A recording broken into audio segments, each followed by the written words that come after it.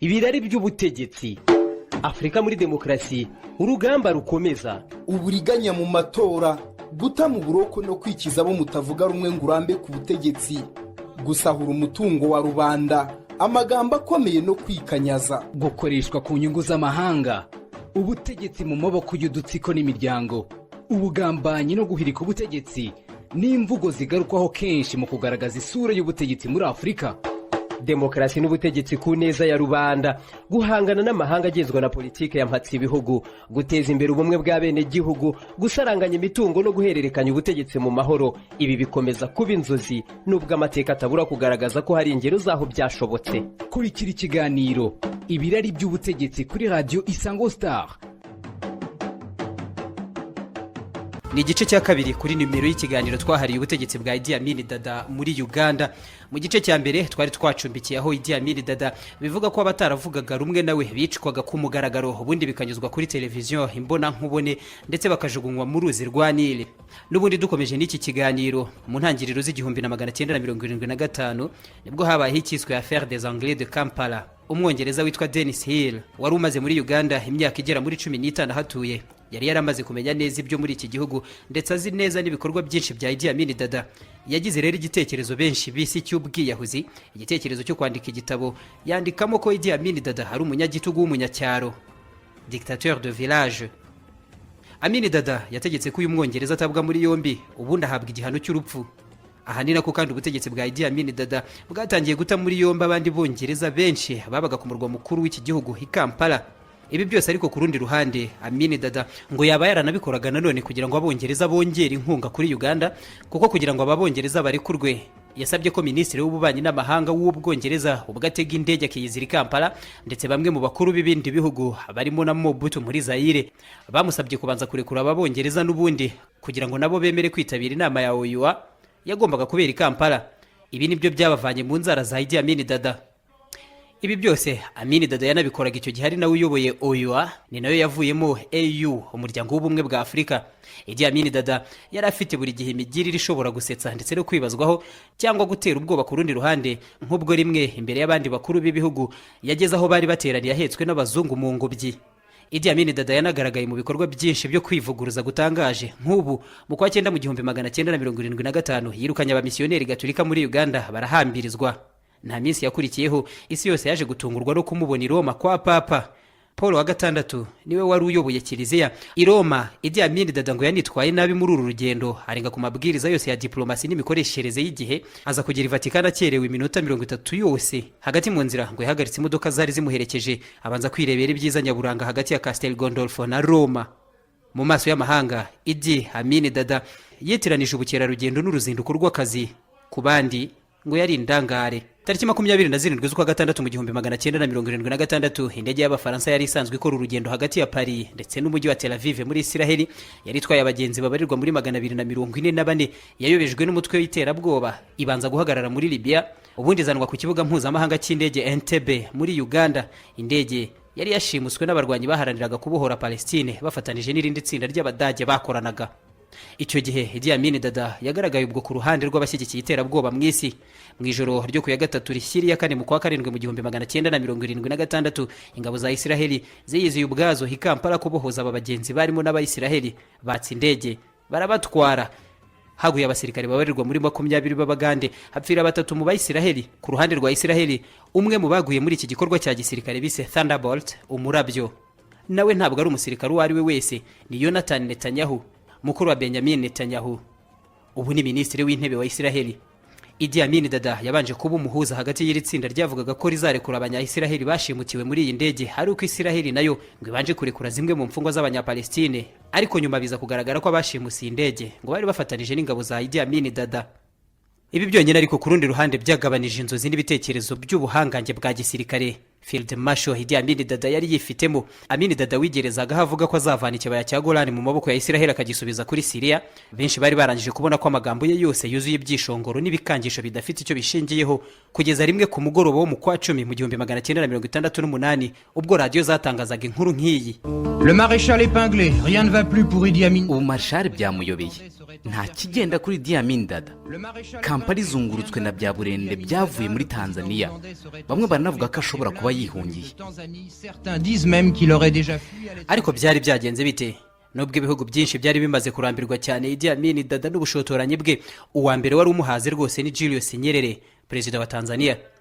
Kenshi mu magambo Idi Amin Dada yashotoraga Nyerere bigaragara, rimwe yigeze nko kuvuga ko niba Nyerere yumva ari umugabo ngo yazategura ringa bagahura bagasekurana umwe ku wundi nta musirikare ubari inyuma, ngo niko abagabo barangiza impaka. Ubundi yongera kumwandikira telegrame agira ati, Nyerere ndagukunda cyane rwose, iyo ubu umugore mba narakwirongoreye. Nyerere yaritegereje araceceka. Umunsi wo gukemura impaka uragera, aha na Amin Dada atamubabariye. Idi Amin Dada ariko yikozeho, yabanje gufata igice cy'ingabo ze aziha amabwiriza zambuka umupaka hakurya y'Akagera zigarurira ibice by'amajyaruguru ya Tanzania. Yavugaga kandi ko nibiba ngombwa zitazasubira inyuma.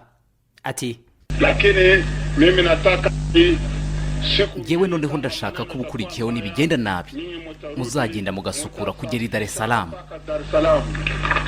impamvu yo gutera Tanzania ntabwo yasobanutse icyo gihe, ariko nyuma byaje kugaragara ko ari intambara Amin Dada yari yahimbye mu buryo bwo kurangaza ingabo ze, kuko hari hamaze gucikamo ibice bitari bikimushyigikiye. Ikarita ya politiki gashoza ntambara nk'iyi kwari ukwibeshya gukomeye. Ibyo Idi Amin Dada yafashe nko kwirengera arangaza abasirikare be byabaye nko gushyira umukono ku iherezo ry'ubutegetsi bw'igitugu cye muri Uganda. Imbere y'abaturage ba Tanzania bari bamaze gucengerwa n'amatwara ya politiki ya gisosialiste yazanywe na Chama cha Mapinduzi, bakopera cyane ku butegetsi bwa gikomuniste mu Bashinwa. Abaturage hafi ya bose bari hamwe biteguye kurwana na Uganda, batangiye imyitozo ya gisirikare hirya no hino mu byaro.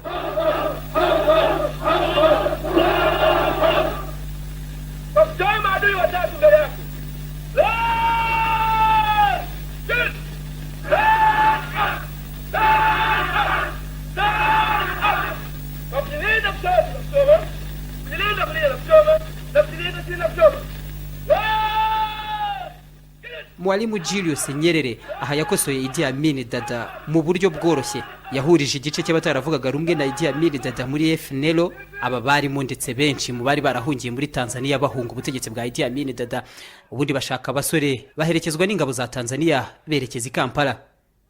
Urugamba rwari rutangijwe. Nyerere ati, ndivyo alivyotangaza mwenyewe, sisi ametusaidia. Kuva yabyivugiye aha yadufashije abitangaza, aha impaka zirashize. Dukora iki? Abanyatanzania dusigaranye akazi kamwe, ni ukumukubita byiza. Ubushobozi turabufite, impamvu yo kumurwanya turayifite, ndetse n'ubushake burahari. Ni kumpiga, uwezo wa kumpiga tunao, sababu ya kumpiga tunayo, na nia ya kumpiga tunayo. Apigwe Idi Amin! Apigwe Idi Amin! Apigwe Idi Amin! Ntibyatinze iminsi 10 yo kugota Kampala no kumisha ibisasu biremererwa hagati ku murwa mukuru, ingabo za Idi Amin Dada zarayamanitse. Imirwano yari ikaze, hagwa benshi barimo n'ingabo 400 z'abanyalibiya zarasiwe ku kibuga cy'indege. Gaddafi ntako atari yagize ngo atabare inshuti ya Idi Amin Dada. Idi Amin Dada yavuye muri Kampala yerekeza mu burasirazuba bwa Uganda, aho yagerageje kongera gusuganya ingabo ze, ariko byari by'ubusa. Yari yabonye ko ataza gukira ingabo za Nyerere, atangira ibyo gusa n'ushaka ibiganiro. Ibi ntacyo byari bikimaze, nta nicyo byari gutanga, byafashwe nk'amarira y'ingona. Idi Amin Dada yikuye mu isoni agira ati, I have withdrawn the troops from Tanzania border and withdrawing them. Nabanye ingabo muri Tanzania, ubu ziri ku mupaka wa Uganda, kuko nemera rwose amahoro, ubumwe no kwiyunga n'urukundo n'abaturanyi bacu barimo na Tanzania. Between my neighbors, including Tanzania, and a good aha ingabo za Idi Amin Dada zari zimaze gukubitwa inshuro mu buryo bukomeye, ahungira mu burasirazuba bw'igihugu. Ibyo byari mu bimukomerana. Idi Amin Dada, Big Daddy nkuko abanyamakuru bakundaga kumwita, yabanje guhungira muri Libya ari kumwe n'abana be 20 n'abagore 2. Imyitwarire ye muri Libya ngo yarakaje bikomeye inshuti ye Colonel Gaddafi wari umucumbikiye, aramuhambiriza mu mpera z'igihumbi 1979. kimwe n'inshuti ye umwami w'abami Bokassa. Idi Amin Dada hatangira kubuyera n'urubyaro hirya no hino, aza kwerekeza Jeddah muri Arabia Saudite, yakirwa n'umwami Khaled, amuha icumbi, ahabwa hoteli nziza, amuha n'ibikenewe byose nk'undi mushyitsi wese w'umunyacyubahiro. Ariko kandi yacumbikiwe hafi cyane na ambasade y'Ubwongereza.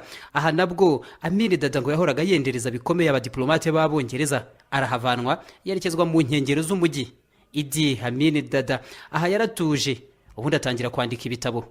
Nabwo kandi ntiyasibaga gushotorana. Yongeye kwandikira umwamikazi w'Ubwongereza ati, wowe niba ukeneye kumenya umugabo nyawe uzaza undebe. Ku rundi ruhande ariko umva ko bamwe mu nzobere mu bibera mu karere k'ibiyaga bigari bafata imyaka 8 y'ubutegetsi bwa Amin Dada. Uyu we ni Philippe de Crène. Avec ses comportements brutaux, yarahubukaga cyane, yari inkoramaraso, ntabwo yishuruboza abagande gusa n'abaturage b'ibindi bihugu bituranye, ahubwo yatumye n'abashoramari batinya akarere.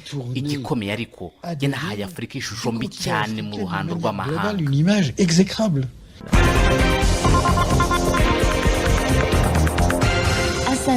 Bonjour à tous. Mort en exil donc d'un tyran, Idi Amin Dada, ancien numéro 1 de l'Ouganda, est décédé à l'âge de 75 ans dans un hôpital de Jeddah. Il était installé. Tariki 16 z'ukwezi kwa munani mu bihumbi 2003 nibwo inkuru y'urupfu rwa Idi Amin Dada yatangajwe.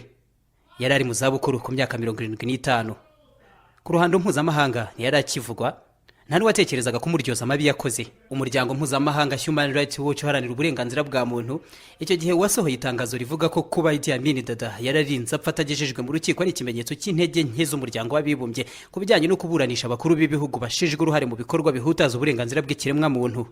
Aha niho amateka ya Idi Amin Dada wiswe umunyagitugu w'umunyacyaro yarangiriye. Imyaka 8 yamaze ku butegetsi yamushyize ku mwanya w'imbere cyane mu bantu batangaje mu bijyanye n'imyitwarire mu kinyejana cyose cya 20. Kuri bamwe yarasekeje, abandi yarinjije ikomeye kandi ivugaguzwa, umunyamashyengo n'umwicanyi cyarimwe. Kuri benshi ibi byose byaramurangaga. Yarateye uko Idi Amin Dada. Mu bitabo byinshi habakurikiranira hafi politike n'ubutegetsi mu karere k'ibiyaga bigari hari ibyo mwasoma, ni byinshi, ariko hari n'inyandiko zitandukanye. Hari nk'inyandiko Amin Dada ou les sombres exploits d'un sergent de l'armée britannique ya Pierre Merle.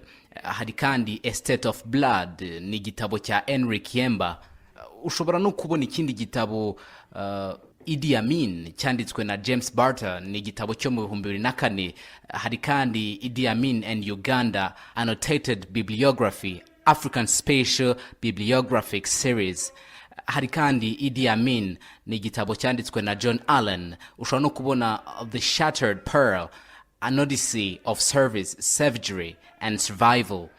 Hari n'ikindi gitabo ushobora gusoma cyitwa The Last King of Scotland cyanamenyekanye cyane, ni cya Gilles Forden, ni nacyo cyakinwaho filme yitwa gutya n'ubundi.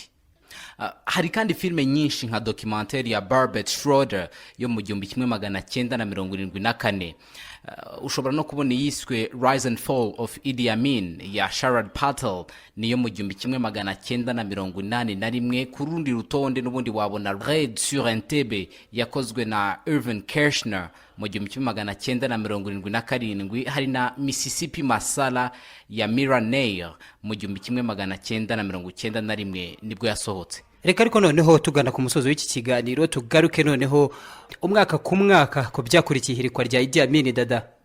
Hagati y'1971 n'1979 mu gihe cy'ubutegetsi bwa Idi Amin Dada ashinjwa urupfu rw'abantu babarirwa mu bihumbi 150 n'ibihumbi 300, ari naho bivugwa ko bashobora kuba bagera mu bihumbi 500. Winston Churchill yahoze ari minisitiri w'intebe w'Ubwongereza muri za 70 yavugaga ko Uganda ari isaro rya Afrika, ariko nyuma abandi bati icyo gihe Uganda ni igihugu cyategekwaga na Sekibi. Idi Amin Dada bivugwa ko yicishije benshi mu buryo bwuzuyemo ubushinyaguzi buhambaye, nko kubica hakoreshejwe inyundo, abandi bakaraswa bakajugunyirirwa ingona kugeza imirambi ihagaritse turbine z'amashanyarazi, abandi baratwitswe ntibashyingurwa baribwa n'ibisiga, abandi bagiye batsindagirwa imitwe mu mazi kugeza bapfuye batagihumeka, abandi bagiye banyuzwaho ibifaru mu bigo bya gisirikare ndetse n'ibindi byinshi. Uko imyaka yakurikiranye 1979 nyuma yo gushushubikana ingabo za Idi Amin Dada, abanyatanzania bafashe Kampala tariki ya 11 z'ukwa mbere. Amin Dada ahungira muri Libya, hajyana benshi mu bagore yari afite nabo yasambanyaga babarirwa muri 30 hamwe n'abana 20. Yabanje kuba muri Iraq, ubundi atuzwa mu mujyi wa Jeddah muri Arabia Saudite yahabwaga amadolari 1,400 buri kwezi, ni nko mu 950 by'amanyarwanda ubu ngubu. Yahawe kandi abakozi bo mu rugo, abatetsi, ahabwa imodoka nyinshi n'abashoferi. Muri make yarabayeho neza, ariko asabwa kureka ibya politiki byose. Uvanyeho umubare wabo yasize ahitanye, Amin Dada yasize ubukungu bwa Uganda bwaraguye ku kigero cya 200%. Igihugu gifite umwenda wa miliyoni 320 z'amadolari ya Leta Zunze Ubumwe za Amerika. Ubuhinzi kimwe n'ibindi bice by'ubukungu byaraguye hasi, inganda zimwe zarafunzwe. Mu 1980 Milton Obote niwe wahise asubira ku butegetsi mu matora rusange. Obote n'ubundi niwe wari warahiritswe na Idi Amin Dada. Obote uyu nawe ubutegetsi bwe ntibworoheye abanya-Uganda, kuko hashinzwe imitwe myinshi y'ingabo zahohoteye benshi mu buryo buhambaye, byose mu izina ryo kurwanya imitwe yitwaje intwaro mu gihugu. Bivugwa kandi ko icyo gihe abaturage babarerwa mu 500 bishwe ku butegetsi nanone bwa Obote. Obote yahise yongera nanone ahirikwa ku butegetsi mu kwa 7 mu 1985. Aha noneho ni Yoweri Kaguta Museveni wari uje, ntiyigeze anyeganyezwa, niwe ugihari. Mu buryo butunguranye mu 1989 Amin Dada yagerageje kuva muri Arabia Saudite agana muri Uganda, ngo yari yateganije kuza kongera gufata ubutegetsi, ariko ageze Kinshasa ategekwa gusubira muri Arabia Saudite. Mu 1999 aho Amin yabwiye ikinyamakuru cyo muri Uganda kabayeho neza cyane kandi yishimye kurusha uko byari bimeze akiri perezida muri Uganda. Ubundi ngo yicurangiraga accordion, akoga, akisobera na Quran, ngo nta n'ikintu na kimwe yicuza mu byo yakoze byose mu gihe cy'ubutegetsi bwe. Ariko mu 2001 byavuzwe ko Idi Amin Dada yaragiye kugaruka muri Uganda. Yakomeje gukundwa n'abaturage mu bice akomokamo, ndetse yari yaratangiye no gutanga amafaranga yo kubakira abaturage basenyewe amazu mu 1979 mu ntambara yamukuye ku butegetsi. Icyo gihe ubutegetsi bwa Uganda bwatangaje ko Idi Amin Dada niba yifuza kugaruka muri Uganda ntawe uzabimubuza, ariko ngo akaba yiteguye kugezwa mu nkiko. Kugeza ubu abo mu muryango wa Amin Dada bamwe batuye muri Uganda, abandi barahakora bakahava bakajya aho bashaka nk'abandi banya-Uganda. General Yoweri Kaguta Museveni nawe utegetse Uganda imyaka itari mike ati, Idi Amin Dada nagaruka agihumeka ari muzima, nzamuta muri yombi kuko yakoze ibyaha byinshi hano. Cyokora umurambo we nugarurwa mu gihugu azashyingurwa kimwe n'undi munya-Uganda wese, nta by'icyubahiro gihabwa abayobozi bakuru mu mihango yo gushyingurwa. Ntabwo Idi Amin Dada yashyinguwe muri Uganda nyuma yo gupfira mu bitaro byitiriwe umwami Faisal muri Arabia Saudite. Yashyinguwe n'ubundi mu irimbi ryo mu mujyi wa Jeddah yabagamo. Reka tujye mu 2002. Muri uwo mwaka nibwo ku nshuro ya mbere muri Uganda hakozwe ibirori byo kwishimira ihirima ry'ubutegetsi bwa Amin Dada. Idi Amin Dada yavuzweho byinshi, hakora kandi byinshi ntakiriho. Uvanyeho ibikorwa bifatika bigaragarira amaso, ngo yaba yaranizeraga bya gakondo, ubupfumu n'amarozi, imbaraga z'umwijima n'ukuzimu. Binavuga ko ashobora kuba yararyaga inyama z'abantu, kugaburira ingoni imibiri yabo yicaga ngo byaba byaramushimishaga bikomeye. Uretse ibi kandi ngo yaba yaranabikaga imitwe y'abantu muri furigo ngo idashenguka, ubundi akajya yivanamo rimwe na rimwe akanayiganiriza imbona nkubone. Ibi by'imigenzereze iteye itya nta gihamya nyayo bigaragaza, ariko nta n'icyemeza mu buryo ntakuka ko atari byo.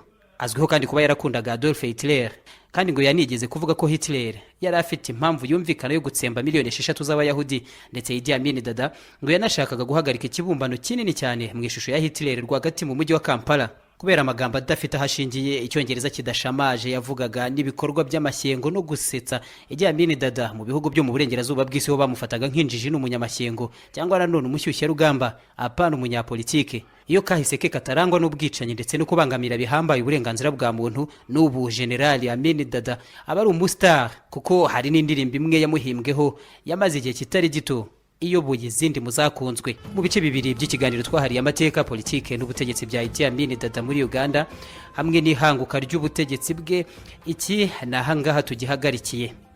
Mu biganiro bitatu bizakurikiraho tuzerekeza mu Burundi. Uburundi, igihugu Perezida Nkurunziza aheruka kugerageza guhindura itegeko nshinga akagamburuzwa n'igitsure cy'amahanga kimwe n'abanyagihugu bose bamuteye utwatsi. N'ubu gitegeko hakurikijwe amoko, abatutsi n'abahutu, abatwa bo basa n'abadahari ntacyo bagenerwa. Igihugu cyabayemo ubwicanyi buhambaye hashingiwe ku moko. Uburundi, igihugu cyabayemo kudeta nibura imwe hafi buri myaka 10 nyuma y'ubwigenge. igihugu byoroha cyane kwifashisha urubyiruko mu guhindura ibintu ku mpamvu za politike. Ibi byose tuzabigarukaho mu biganiro bitatu tugiye gukora kuri politike n'ubutegetsi mu Burundi. Tuzakira muri iki kiganiro bamwe mu bategetse iki gihugu barimo nka Colonel Jean Baptiste Bagaza, Sylvestre Ntibantunganya ndetse na Domitiano Ndayizeye. Mu mukino w'ubushize mu gihe cy'ibyumweru 2 kugeza ubu ngubu nakiriye ubutumwa bwinshi, email 64 n'ubutumwa 78 kuri Facebook, ariko nta wabashije kumenya neza uwavuze iri jambo uwariwe.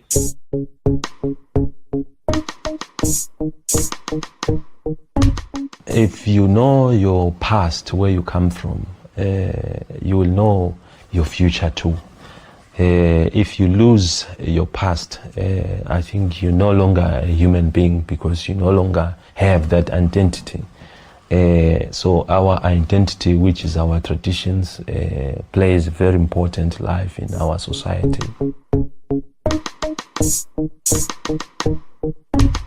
Uyu rero ni umwami Muswati wa gatatu wa Swaziland, yavugaga ku bijyanye n'abamunenga ko atunze abagore benshi.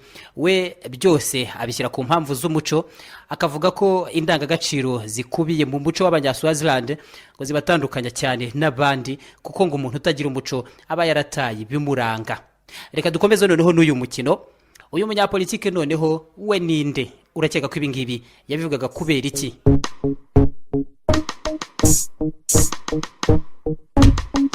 Ubutegetsi bwamuvaho ku nguvu. Inguvu no kuraba izarizo. Inguvu ni za gisirikare, za kirobere, ni ziki. Nk'aba ari ku butegetsi muri imyaka turimo, muri ibihugu turimo bya Afrika yo hagati no mu buseruko. Abari ku butegetsi babugiye ku gute? Nka bose bica mu buryo bunyuranye, mugabo bwose ni bumwe, bica mu nguvu. Birashoboka rero yuko inguvu zishobora gukoreshwa neza, kuko ushobora kuzikoresha mu nabi. Mugabo ibwirizwa shingiro iyo ridashobora gukora, amatora adashobotse, mbega byogenda gute? Cyanke abari kuri ubwo butegetsi bonyene batakwirikiza ibyo byonyene, byogenda gute? Ibyo rero nivyo bishika abantu babibona, abantu babishoboye bakavyiyumvira ati ntidushobora gushyira ku butegetsi ngo tuzamure igihugu ubu butahavuye, none ntidushobora kuhava biciye mu mategeko ariho canke atariho. Yoba yahe amategeko twokurikiza? Yoba yahe?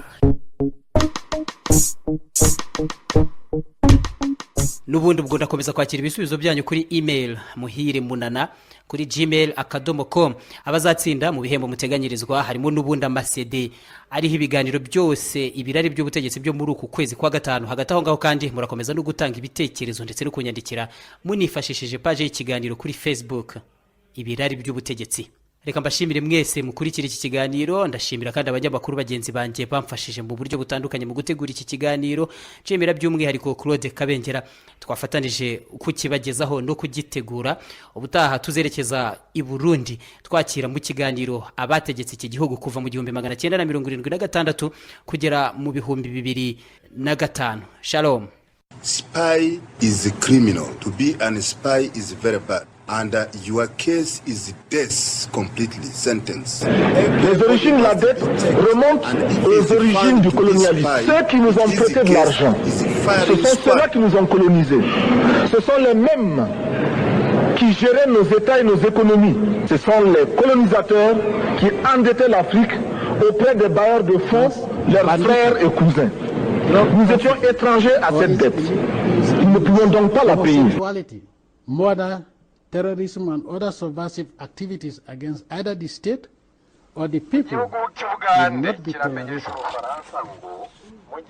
And the government will take whatever legal action is necessary to expunge these deadly and heinous acts from the country.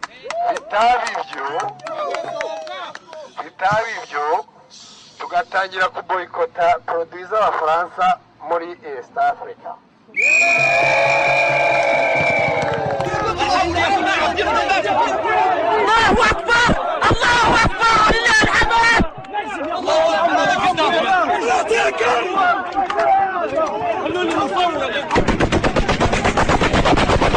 Je tiens à remercier les Américains et le reste du monde, à l'exception des pays francophones et la France. Nous ne voulons plus de Français au Zaïre.